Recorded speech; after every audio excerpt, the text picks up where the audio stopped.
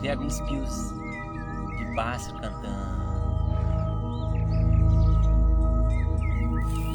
Durante eu viver, eu nunca vou deixar de ficar num lugarzinho igual esse, assim, sempre parado, vendo movimentos, escutando o som da paisagem, alguns pios de passarinho. Está a minha felicidade, a minha alegria, a minha felicidade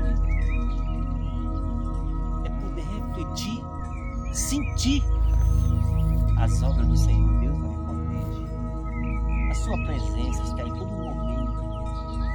Deus é maravilhoso, é tão bom. Glória a Deus Onipotente, que abençoe toda a vida na terra, suas obras. Abençoe você também que me acompanha, tá bom?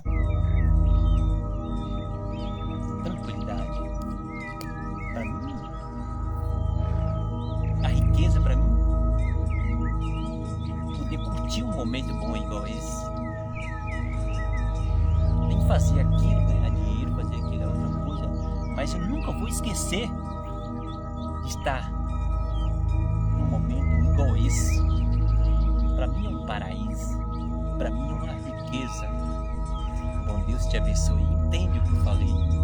Que as obras do Senhor Deus é uma riqueza, é bênção. Bom Deus te abençoe.